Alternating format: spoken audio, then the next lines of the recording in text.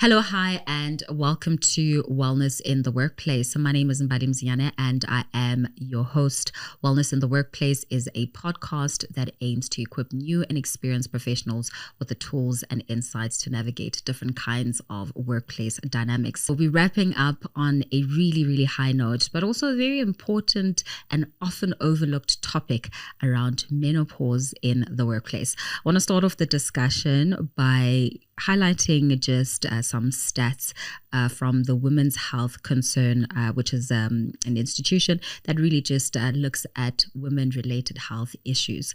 So they say here that up to a third of women will experience severe menopausal symptoms that can impact their quality of life. It is in the work context that women often report greater difficulty in managing symptoms and can feel embarrassed and unable to disclose their menopausal status, fearing that they may be stigmatized for being menopausal. Today's episode, I am speaking to a menopause advocate, a menopause policy advisor, an author, as well as a coach. Her name is Xoli Madlala. Welcome to Wellness in the Workplace. Thank you so much. I'm so excited. Yes, I'm loving the energy in the room. Oh my God. But yeah, I'm also loving the work that you do. And I think, it's only maybe in the last few months that I've really just caught sight and have been looking at the work that you've been doing over the last however many years that you've been at it. But this is such an important area of conversation. This is such an important part of wellness in the workplace and beyond. And I think because it is a woman issue, it is overlooked because of that. True. And mainly because it's an older women issue. And there's other intersectional challenges around ageism that speak to just the underlying concern around stigmatizing menopause. But before we get into the nitty-gritty of today's discussion, I always like to have good context around who my guest is, what they do, where they're from, and how it is that they do the work that they're doing today. So can you please take us through your journey? Oh my word. Geez. You're going to have to rein me in because as you know, authors, we talk too much, right? Xoli, originally from KZN, obviously. Life has happened. Found myself in Joburg. Yes. I've worked for various industries, including aviation as a flight attendant. And that's where actually the bulk of what we're going to be talking about started happening, me going into premature menopause.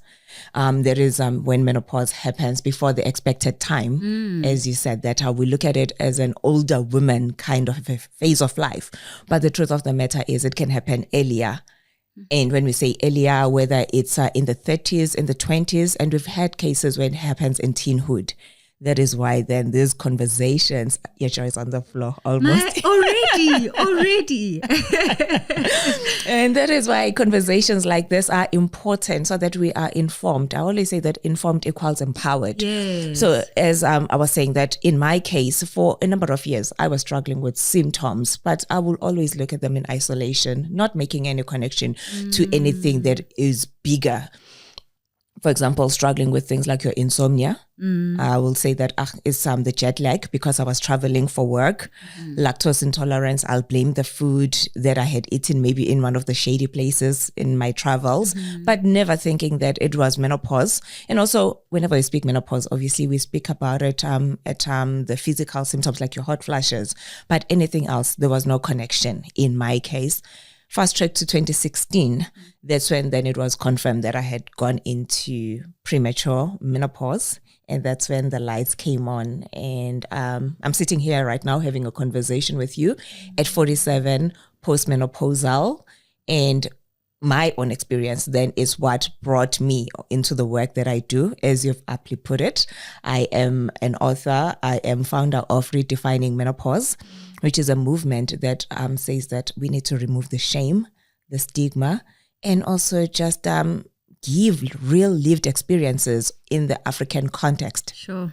Because whenever we speak menopause right now, or when we quote research, we normally look at information from the UK, we look at information from the US, which is good and fair, but we need our own stories, our lived experiences. And then the coaching aspect, obviously, women say that, yes, my doctor is there to do what he needs to do. My family is there to support me, but then I need someone to walk the journey with me that can guide me, give me the pointers, and also remind me that I'm not losing my mind, because it can be a very lonely journey.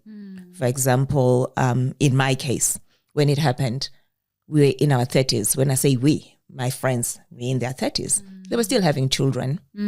So there was that disconnect, like, we love your friend, but we don't know how to support you or to really get that understanding because we're not where you are.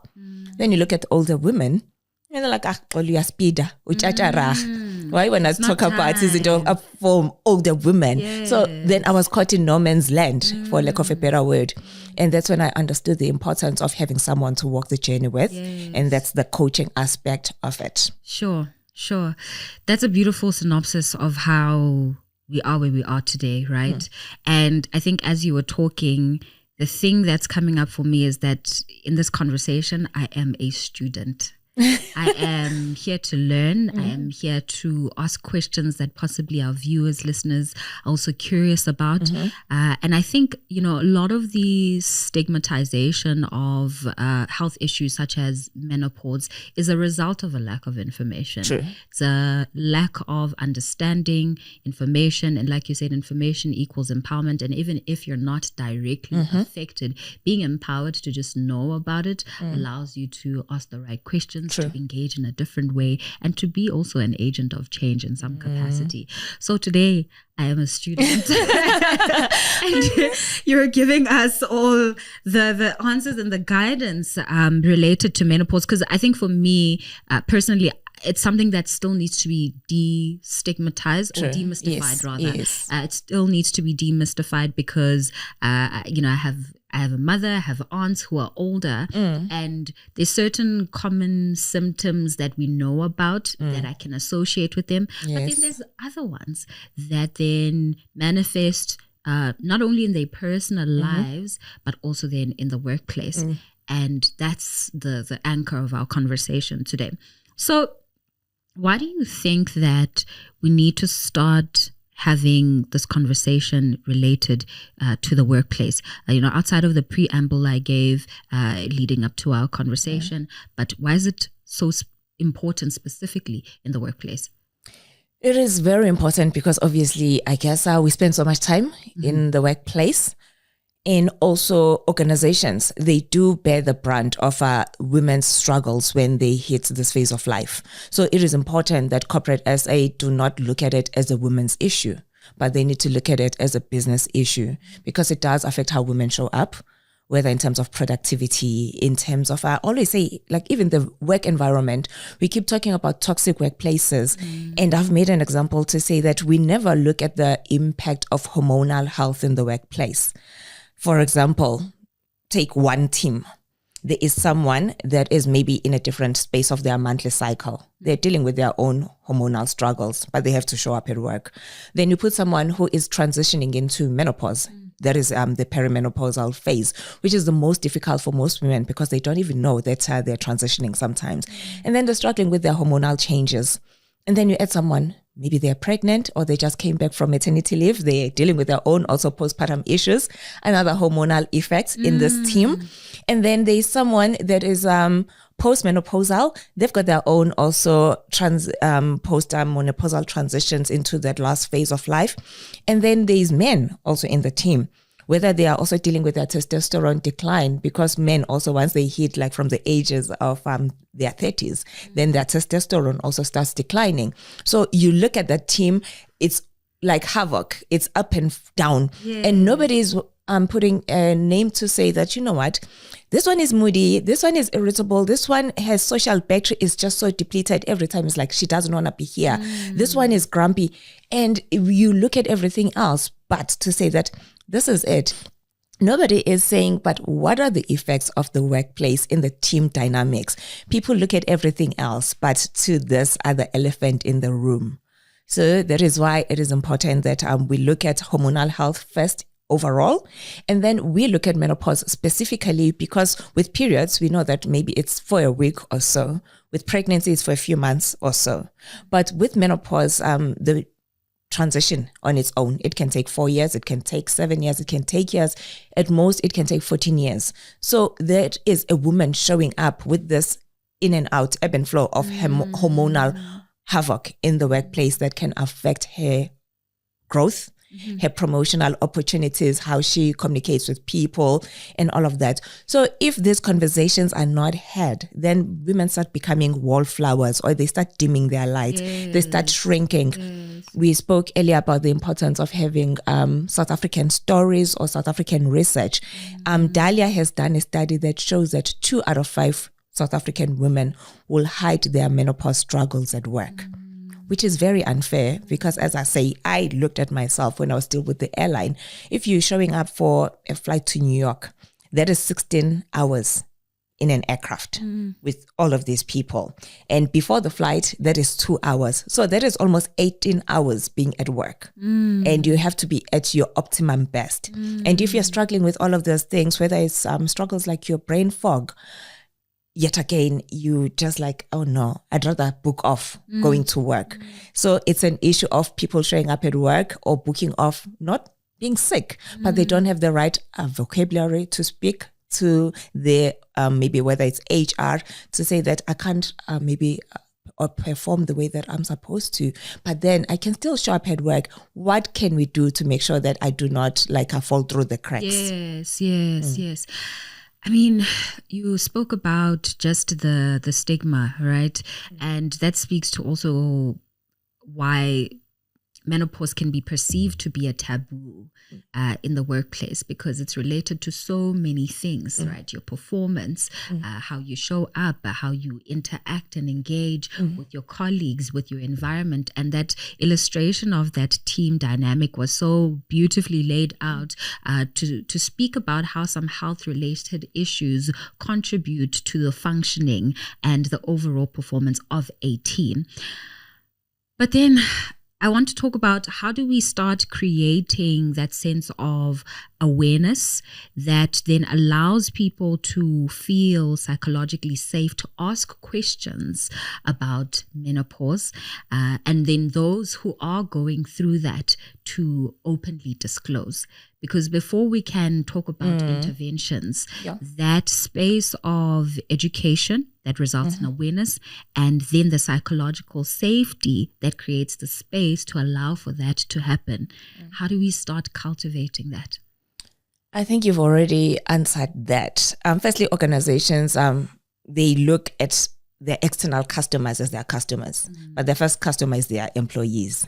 So the same care that they would expect their employees to give to their customers is what they should extend to their staff. So it's in the simple things, starting by the awareness drives.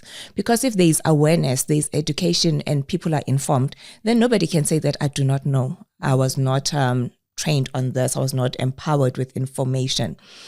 Even men, in this context, because men will never fall pregnant. But whenever you speak about morning sickness and you speak about some of the struggles pregnant women go through in the workplace, they get it because these conversations have been normalized. But if you backtrack, it used to be a men's world in the workplace.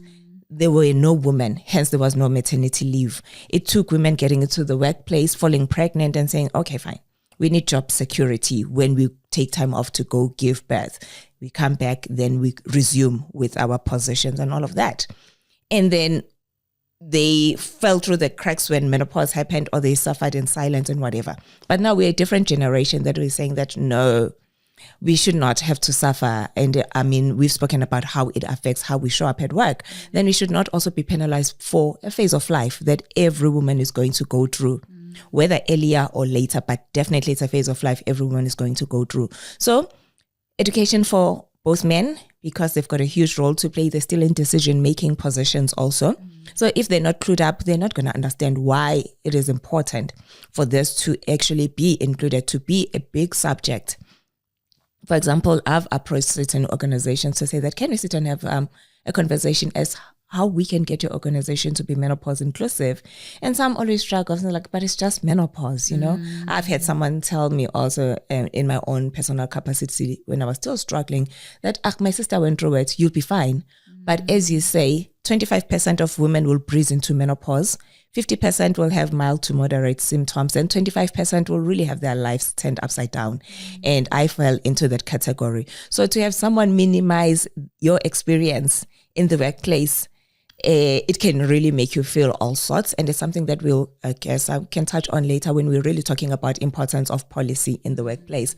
But being informed. And in being informed, it's about having the awareness drives, but also taking information and putting it into certain common spaces in the men's bathroom, behind the door. Have like quick fun facts or interesting facts like the one that you quoted. Yeah. And then once people have normalized that thing, then it's easier to remove the shame, be able to speak up about it. I spoke at another organization when we were touching on surgically induced menopause.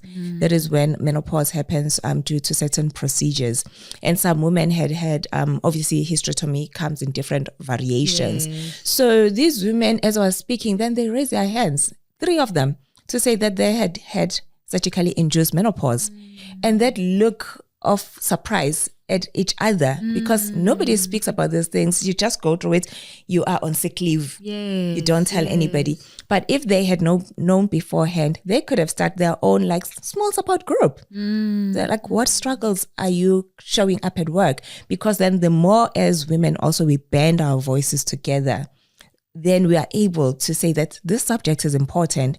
But if we are all just operating in silos, then everybody then keeps it moving and not seeing the importance of this.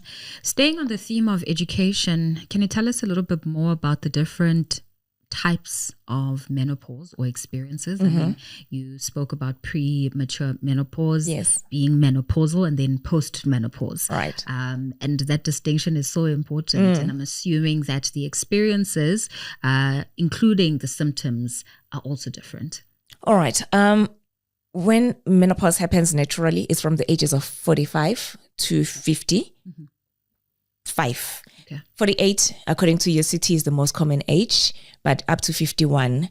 And if menopause happens from the ages of 40 to 44, it's early menopause. And then anything that is younger than 40, as I said, whether in the 30s, in the 20s, then it's called premature menopause or primary ovarian failure or primary ovarian insufficiency. And I always say I don't like those terminologies because failure and insufficiency, it makes you feel like, oh my God, something is really wrong with me. It's embarrassing to even own up to. And then post-menopause is the phase then when a woman has reached menopause. We use the term, obviously, menopause loosely to encompass this whole phase of life. But the truth of the matter is menopause is just that single life event when a woman has gone through 12 months straight without a period. Then they've reached menopause, meaning that they will not get periods naturally anymore. So complete permanent cessation. And if also they were to have intercourse, they're no longer going to fall pregnant naturally. And this is when also then the hormones that are responsible for our functioning as women are going haywire, and then they reach that plateau, and that's where they're going to be for the rest of the woman's life. And then with postmenopause, it's not reversible. Once you've reached postmenopause, that's when you're going to be for the rest of your life. Some of the symptoms that we're going to touch on, they go away. Sometimes a woman gets new ones, or they get better. And then the most difficult part, though, is perimenopause. That is the transition now leading to the full 12 months without a period. And the confusing part also, because women are still getting their periods. Others have just fallen pregnant, but then they're experiencing these symptoms that they do not have a name for, because yet again, menopause preparation conversations are not a thing. And I'm hoping that you and some of your viewers are gonna at least get what some of us were deprived of. Because 80% of research says that women only look up for information when it's time. And it shouldn't be a thing, because then when you know, then you will be able to pick up the changes the moment they happen. So perimenopause, we said that it can take whether it's 4 years, 7 years, 10 years. So most women, they're in their 30s already transitioning, but they're not aware. They look at some of the symptoms in isolation, for example, because we always speak about hot flashes, the weight gain, the brain fog and all of that. But we don't speak about things like whether it's changes in body odor, weakened thinning hair, lack of focus, lack of concentration, that loss of zest for life. You knew that you were a go-getter, you've got your vision board, you are on track. Suddenly you just feel like, I don't have the energy anymore. And you keep buying all of these things, trying to energize yourself, but you're looking at the symptoms at a superficial level because, I mean, you need to treat this obviously at the foundation. That is a hormonal one. Yes, we are. I mean, and it happens a lot also again for women that are deemed to be too far from menopause, especially when they're struggling with psychological symptoms. Then they get put on antidepressants unnecessarily, and they keep getting turned away like, oh no, Mbali, you don't look like the face of menopause. I used to get that a lot also. It's like, no. And it's like, what is the phase of menopause supposed to look like? Because as we're talking about types of menopause, some women will go into menopause due to certain treatments or medication, say with breast cancer, then radiation and chemotherapy. You're in your 20s. Then it leads you to medically induced menopause. Then who is to say that you are not looking like it? And yet again, a bulk of women get excluded whenever we speak menopause because, and then they think they're losing their mind. They think like, why am I dropping the ball? What is going on? So we've touched on the natural menopause. We've spoken about postmenopause. We've explained premature menopause. We've explained early menopause, surgically induced menopause, and medically induced menopause. And then as a by the way, we can also mention, we said that as men get older, their testosterone levels decline, which is natural. But there's a special group whose testosterone levels will really plummet, and it leads them to what is called andropause. And sometimes people like calling it male menopause, but technically it's not male menopause, because with menopause, every woman will go through it if they live long enough. But with andropause, not every man will go into it, even though their testosterone levels decline. And a perfect example is men can father children till the 80s, till the last breath, right? But with women, once we've reached menopause, you've depleted all your eggs. So you're no longer going to fall pregnant naturally, but then you can use other options. Sure. Yeah, that's that's a lot. It's a lot to take in, but also very enlightening, right? And also just shows the danger of just using one umbrella term for everything. Yes. Because that's where I guess the misdiagnosis comes in. That's where the incorrect interventions or measures also come in, because we are just calling it one thing. I want us to spend a bit of time fleshing out, no pun intended, the symptoms around menopause and the different types of menopause. And I mean, I'm assuming that it would differ also from person to person, but we can also just generalize maybe at the level of the different types of menopause that women experience. All right. So perimenopause / menopause, the symptoms are almost the same, but the severity will vary. With natural menopause, the body is having time to ease into it. So it's more gradual. Unlike someone that has gone into it due to surgery, because one day you were okay, then you go for this procedure. Then when you come back, your ovaries, they're gone. Then the body just plummets into menopause without that ease into it. So the severity for surgically induced menopause is much more versus. And also then we spoke about premature menopause. When it happens, even if it was to be gradual, but then the other aspect of it, the psychological trauma that comes with it adds the burden that comes with menopause on its own. Because I mean, as we said, whether it's the shame, the psychological effects of it and all of that, then it's added stress versus someone that eased into it. And then when it comes to symptoms, we mentioned that it's estrogen amongst the other hormones that we have that are at play. So estrogen is responsible for our overall functioning as women. So as it's going haywire in preparation now for this phase of life, women present with symptoms that vary from head to toe. you aptly put it that every woman's experience is different. Even if science can say sometimes you look at your siblings or your mother, how they fared. But the truth of the matter is there's external factors also that play a role. The work that we're doing, are you working in a stressful environment that can exacerbate your symptoms? Your lifestyle. Are you an active person? Do you eat healthily? It plays a role. Do you smoke? It plays a role. Alcohol, it plays a role. How are you sleeping? All of those things also play a role. Sometimes there is even unknown reasons that can also play an indicator as to how you fare into this. For example, I went into it before my mom, when you look at our age. And I've had people that say that, you know what, my twins' experience was easier. Mine, it was havoc. But all of these experiences are valid. It takes me to say that sometimes as women, we can be our own worst enemies also. Whether in the workplace or at home, you see someone struggling with menopausal symptoms, you're like, they're just being extra because your transition or your journey was easier. But it does not invalidate anybody's experience. So the symptoms can be anything like, we speak about hot flashes, but some women experience cold flashes. They experience chills, always feeling cold. Dry anything, whether it's dry scalp, dry skin, dry eyes, and someone thinks, oh my God, my eyes are always watering. What is going on? You're wanting to put eye drops and all of that.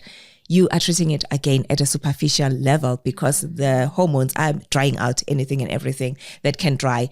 Metallic bitter taste in the mouth. And yes, I know that we're speaking wellness in the workplace, but I know even in corporate, when I'm speaking, women will want to talk about vaginal dryness. So some women will experience things like vaginal dryness, weakened brittle nails, the achy joints. Imagine if you're working in a physical environment, suddenly the struggle, if you are not clued up, you're thinking like, is this arthritis? What is going on? Only to find that it is exactly that. The weight gain, yet again, the spaces that we work in, we have to wear a uniform. Most of the uniform, firstly, is not designed with varying body shapes. Then you add the weight gain that comes with menopause. That's a struggle. We've spoken these things like your fatigue, that round over fatigue is in the morning, but you feel like, can I crawl back into bed again? Whether it's because you were struggling with insomnia or the endless bathroom trips also, then it ripples effect to you feeling fatigued in the morning. Or it's just the fatigue that cannot be explained. Yet again, you looked at like, why are you dropping the ball? What is going on with you? And then the changes in body odor. I mean, you're sitting in a team meeting, you know that you took a bath, you put on your fragrance and all of that, but you start like, oh no, changes affects your self-confidence again. The irregular periods, you know that your app is saying your period is coming on a certain day, but some women will say that, you know, at the moment I get upset, then now floodgates open. Embarrassing. Look at the color of this chair. You're sitting in a meeting and then you have to get up to present and then you're like nothing to add. But if these conversations are normalized again, you can quickly mention like, you know what, I just had an oopsie moment. This is what is happening. And then these are just some of the physical symptoms, right? The list is over 100. Then there's the psychological symptoms also. That lack of focus, the brain fog, knowing what you want to say, but there's a disconnect between the mind and the mouth. And people are looking at you like, what's going on? And then the moment that happens and you're stressed, you're flustered, then a hot flash comes on. And then imagine the hot flash comes on you, and then a period comes on. So it becomes a Ferris wheel. Cycle. You understand? And then that irritability. People look at you as like, oh, we don't know who Mbali is showing up as today. Or after lunch, you are. And it's like the anger, you go from 0 to 100 over a simple thing. And people start avoiding you. Team dynamics get affected yet again. And then there is things like your anxiety. Whether it's driving anxiety, imagine you work in a space where you have to travel, drive to clients for meetings and all of that. And in like you are a basket of emotions on the road, and yet again you start wanting to, let's have online meetings and all of that, but sometimes nothing can replace in-person meetings. But then you do not have the right vocab again to say that, you know, this is what I'm struggling. Is there a way of looking at other ways of going through this? So for the sake of this conversation, I will stop there about the symptoms I have. Yes, they are. They certainly are.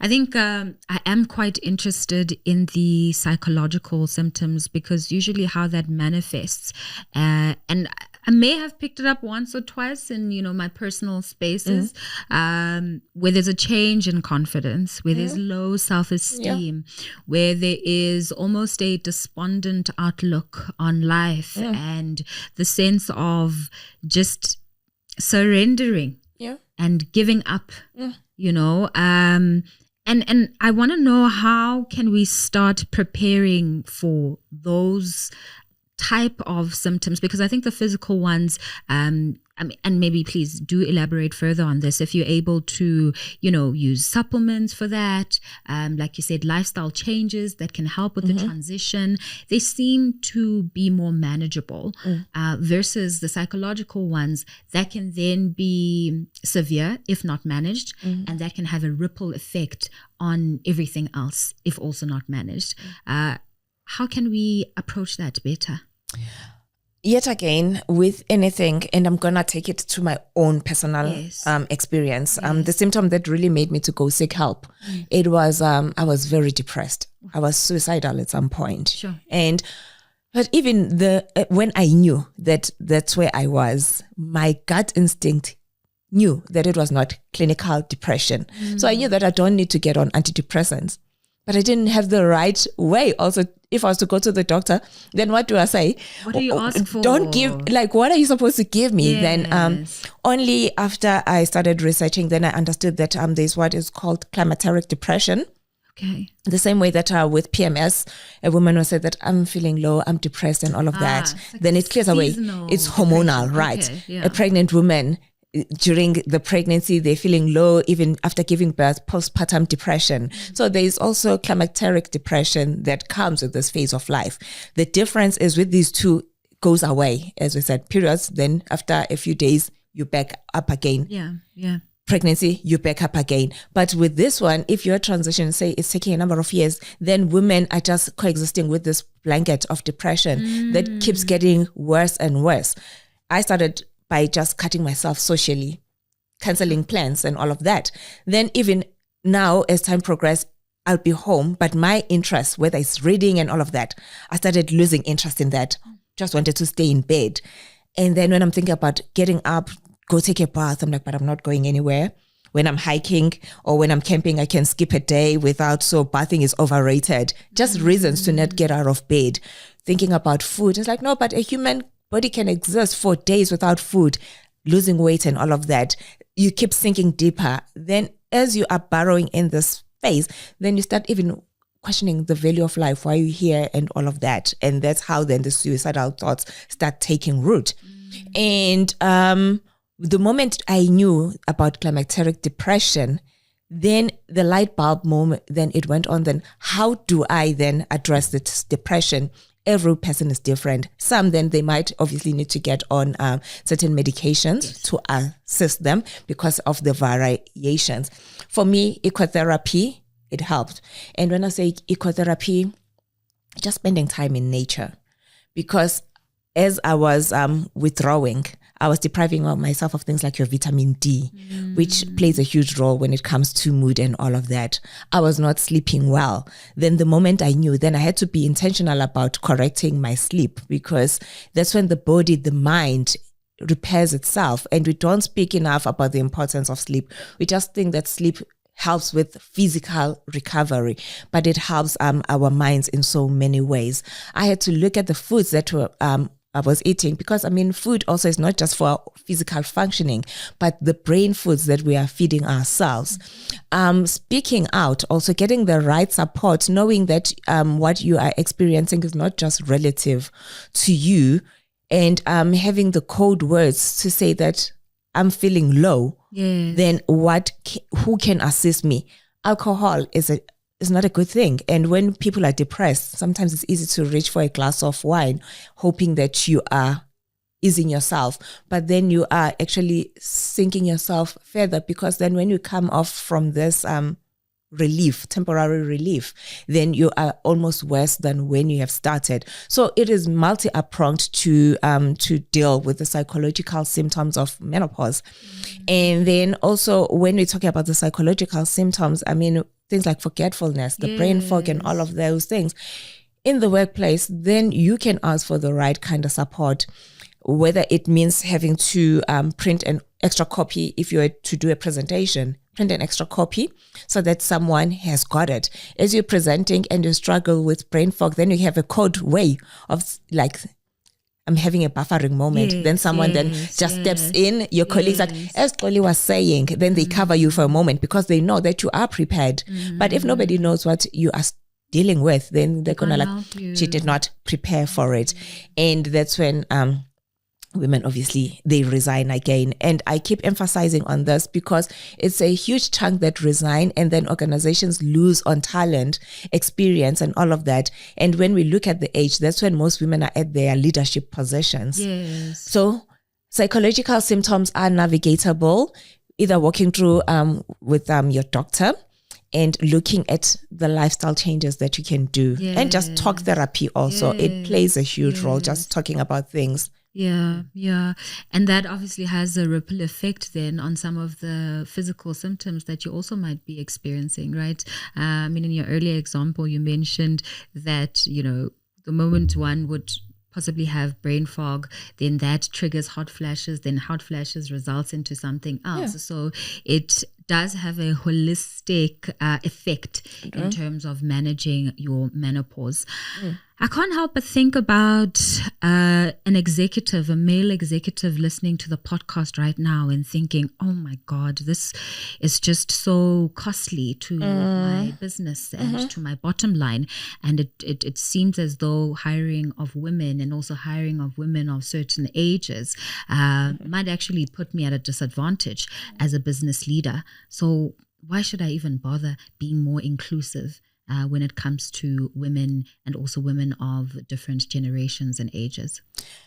Every woman has got something to bring to any spaces that they're in. And I mean, imagine if we are now organizations were going to say that from a certain age, then women should not be in that place. They are going to lose so much. I mean, we've spoken about the experience, the talent, and so much that women bring into the workplace. And also these accommodations, actually, most of them, they don't have to cost a thing. Flexi hours, firstly, it's not a costly thing.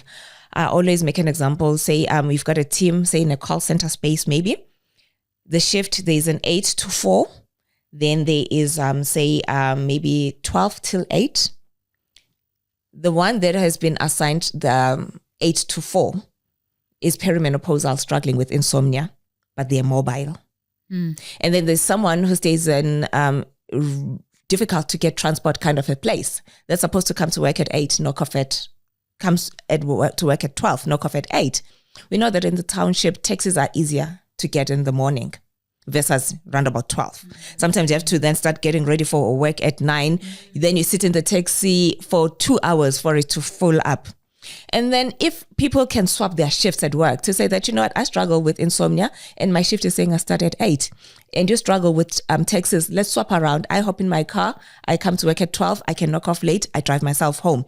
You don't have to struggle about getting home at 8 when there are no taxis. So that it costs nothing. It's just teams being able to communicate and swapping, but everybody shows up. And then the aircon battles. Yes. Oh, battle of the aircon. The aircon battles, hot flashes, I mean, they ebb and flow. And people think that, oh, when you're getting a hot flash, it's supposed to be a permanent thing. It comes for a few moments and then life moves on. So it's a matter of saying that, okay, fine, we can switch the aircon off, but maybe if then there is a window that is close by, then I can swap with someone, be positioned closer to the window. When I'm getting my personal summer, then I just open the window. Or you can buy even these. I mean, these are so cheap. Yes, you know, there is available fans. Then whoever is struggling with, they know that, you know what, they are available. It costs almost nothing. And people feel cared for also with these little things that are seemingly not expensive, but it's like we are taking care of you. People are loyal to spaces that like make them feel that they matter. And then someone who's struggling with bladder issues that has to continuously go to the bathroom. Yes. If my desk is in that far corner, then I have to go through the whole floor to go to the bathroom, and all eyes on me is like, Aibo, Miss Naomi Campbell, catwalk moments so many times a day. But if I can then swap again, have the desk that is closer to the door, then it's minimal like eyes that are seeing me going in and out to the bathroom. All of those things are not really costing anything. And if it's a uniform industry again, as the book, the Perimenopausal Globetrotter, we used to wear scarves. When I'm wearing a scarf and I'm getting a hot flash, the first thing that I want to do is yank off that scarf.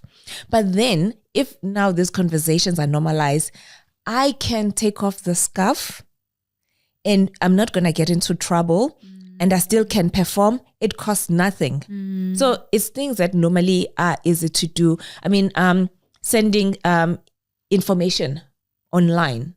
People get informed, empowered. It costs nothing, but people feel like this organization cares for me.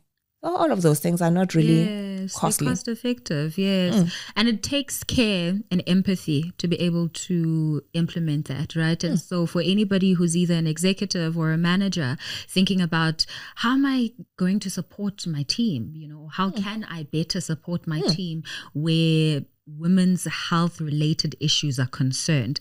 These are some of the examples that we're talking about. And as you were talking, I mean, I was even thinking about just the, you know, the concept of hybrid work, that it unfortunately had to take COVID for us to start realizing the value of work life, I mean, of hybrid work that then enhances our work life integration, but also as an unintended consequence, helps people. It was a benefit. It was a benefit to menopausal women. Exactly. Yeah, It was a benefit. Like, really.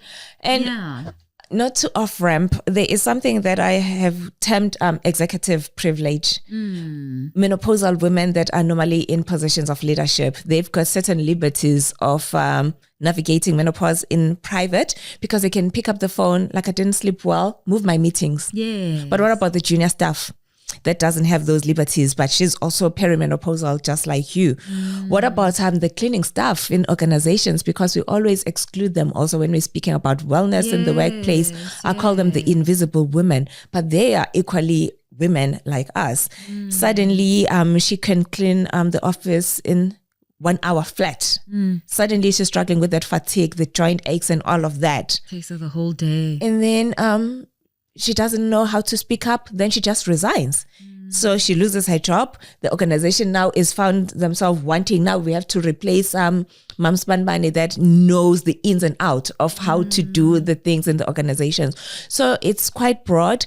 In the UK, in the US also, they are already seeing cases going into tribunals because of discrimination. And when organizations know better, then they're able to make sure that people not discriminated upon, that jokes that might land in a different way also are not given. I shared a clip the other time, someone that a colleague said, oh, you've got a calling, when you just need to go for initiation. And that woman was like crying when she was sharing that at that event, because like, you know what, how it was said and how it made me feel. But then at the same time, I did not know what I was going through. So it was one of these tricky kind of situations. Anyway, I talk too much. Yes. No, but that's such a relevant contribution, especially that point about executive privilege, right?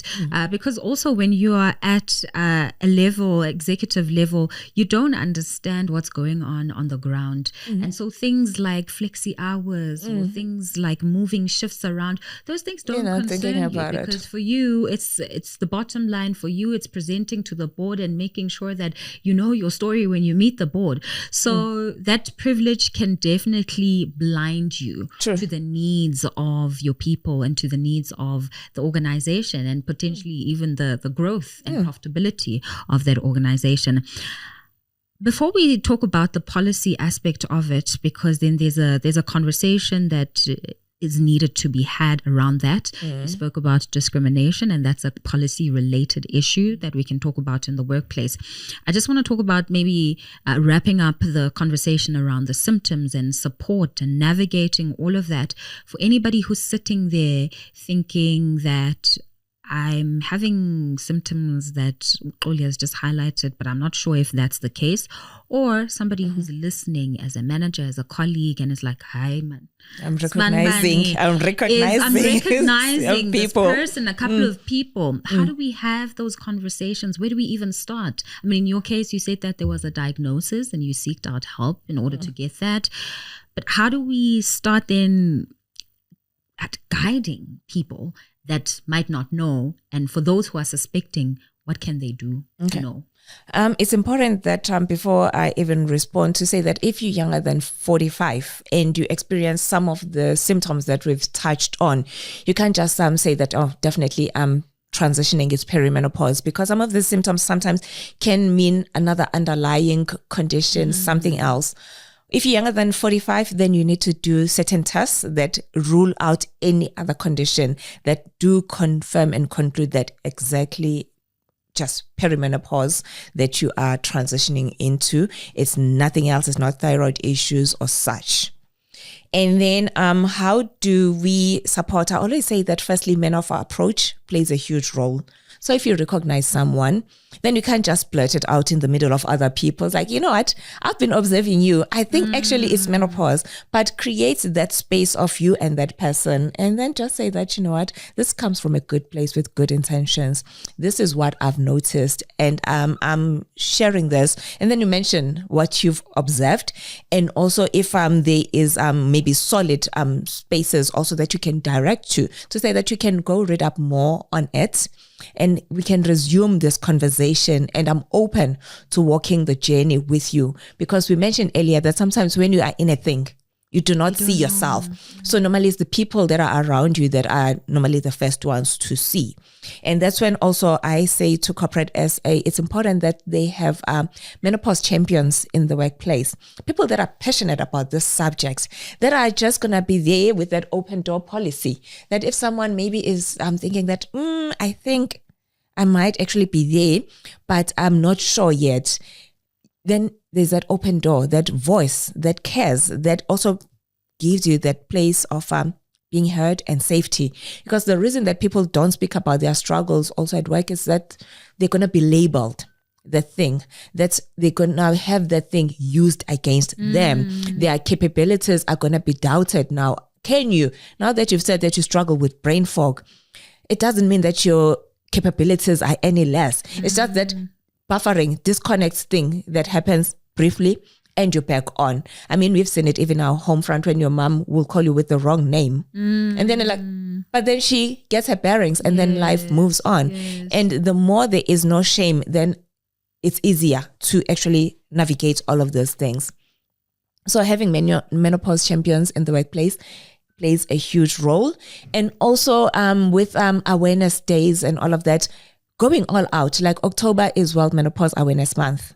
And it's been a case since 2009. And then since 2011, there's different themes every year. So if organizations were also to start saying that we even observe this in October, we know that breast cancer awareness has become a thing.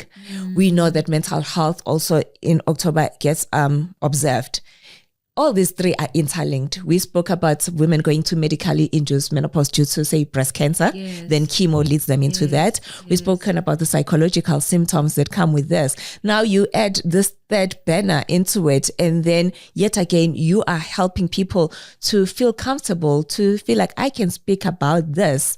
And when people know that there's open door policies, that they can speak about things, then they are able to show up as their best selves at work. Sure. Speaking of policies, on a different note, what kind of policies or frameworks do you think then that organizations should adopt in order to support employees currently experiencing menopause? Okay. We've touched on things like flexi working, obviously hours and all of those things. But firstly, everything needs to be in black and white. Yet again, when I had an issue at work, and one of the managers said that I was sick and I need to have a doctor's letter that shows that I'm in menopause. And my doctor laughed his head off. Was like, why do you need a medical certificate that shows that you're in menopause when menopause is a phase of life?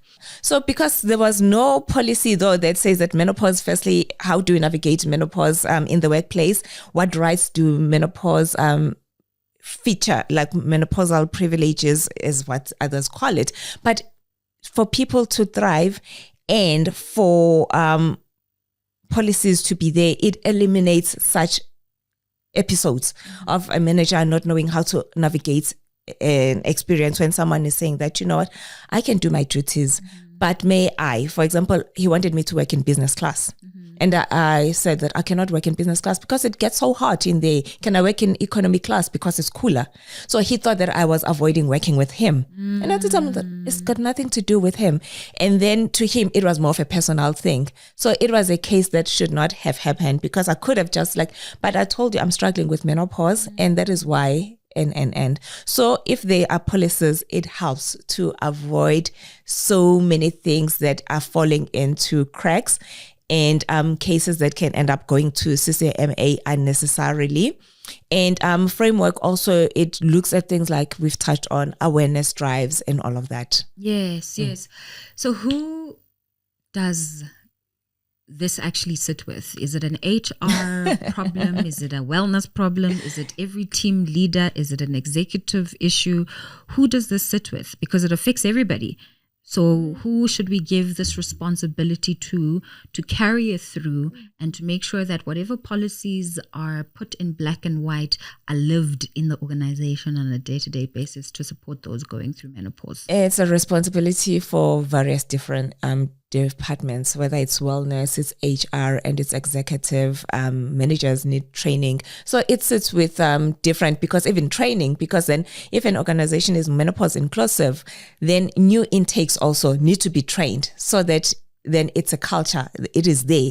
It is a norm for that organization. I've had someone laugh at me the other time from an HR in one organization when they saw what I do. And then it painted the picture as to how far we still have to go when people in decision-making positions or people that have a role to play, they don't understand why this phase of life is important, especially because it was a woman. So it sits with everyone, and that's the truth of the matter. And if there's any immediate step that every company should take to become menopause inclusive, what would you say that should be? The first one is education, awareness. It helps then to make sure that everybody is trained. They know enough, the shame, the stigma, and all of that is removed. Then everybody is able to speak about it openly, whether to their leader, to their colleagues, because the struggles are real. And sometimes the struggles can affect your team members. And sometimes you find a younger person say to me, asking, isn't menopause then a get out of jail for free card for menopausal women? Because then if you're struggling with some of these things, then you're just gonna, it's menopause. And now the organization is almost like cushioning it. And it's like, no, everything comes with a responsibility. And I mean, whether it's maternity leave, like other organizations now even have like period leave and all of those things come with a responsibility. And I seriously doubt that people would intentionally obviously abuse what it stands to benefit them. And also, even if someone has had that maybe outburst of because of irritability and whatever, if then there is normalized conversation, then there's accountability also to say that afterwards you can come back to say, Mbali, I'd like to apologize. I'm aware that I actually approached you in a way that was uncalled for, and it was because of this and this. Can you please accept my, So yeah. Sure, this has been such an enlightening conversation, Xoli, I think on many levels, because it highlights the importance of women's health. And if women will continue to be in the workplace and exist as active contributors of the workforce, then women's health needs to be prioritized, because that's linked to the wellness of the women there, the wellness of the organization, and that wellness results in performance, and performance results in productivity, and that equals profitability and all of that. You know, so it's an equation that is a valuable business case that one can actually look at and say, we need this because it's actually going to make us sustainable and profitable in the long run. Yep. So thank you for doing this amazing work, and thank you for just sharing so much insight and depth actually of this topic in a way that makes it practical and in a way that calls people to pay attention. Thank you so much. So every episode on the podcast, we end off by asking these 3 questions just to pivot out of our discussion. So what book, podcast, or article have you read or listened to that shifted your perspective about work, and how did it shift your perspective? I always say that I watch varying podcasts, yours also being one. And like I've watched quite a number of episodes, so I love that. And Diary of a CEO also, I just love. Stephen. Yes. And then there was a book also by I've forgotten the doctor's name right now, on menopause, and not these latest ones, because like there's quite a number of books now from the US on menopause.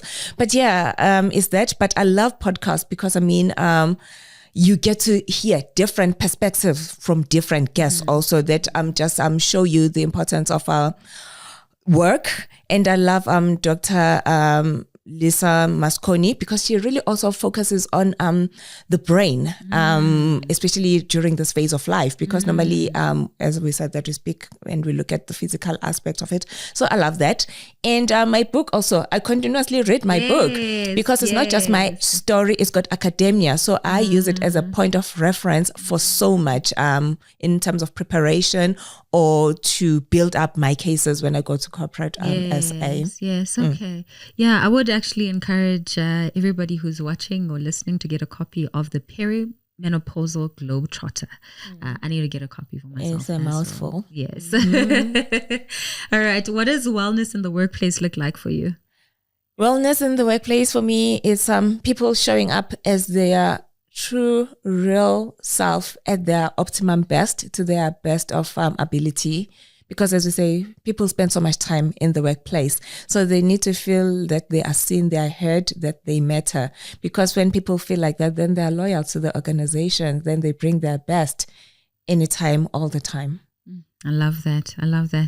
And lastly, where can our audience connect with you or learn more about your work? On LinkedIn is Xoli Madlala. Then our website, which features things that we're going to be doing or some of the work that we've done, it's www.redefiningmenopauseafrica.com.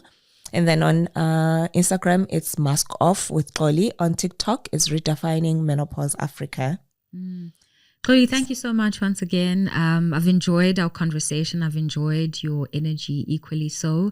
I always feel inspired by people who have such depth and knowledge about the areas of work that they do. And I think you're one of those people. You not only speak about the things that you do, you also live it. I'm fortunate enough to have been able to see a couple of snaps of yours at the gym, putting in some of the advice that you actually recommend for women experiencing menopause. So thank you so much for that. And also thank you for being the final guest of this season. I think we've ended on a really high note. I mean, it's been about 11 episodes of just different guests coming in to share their insights, their story, their expertise. And I'm so grateful that, you were willing and open to just share this moment and close off the season on this note. Thank you so much. And keep it up. You're doing an amazing work. And to anybody that's going to be watching this, do forgive me for speaking like I'm on a Ferris wheel. It's such a broad subject. So we're trying to cram in as much as possible to the time slot that we had. In a nutshell, get the book. You Yes. can read the book at your leisure and reread it if you want. Thank you so more much. Information. Thank you for tuning in and for walking this journey with us for the 4th season of the podcast. I absolutely cannot believe that we're saying that we are 4 seasons in. This has been an amazing year of just producing really amazing content with some amazing guests, and I hope that you have found it valuable. Once again, we thank you for your continued support. This is Wellness in the Workplace. My name is Mbali Mziane, and I will catch you on the next season. Bye-bye.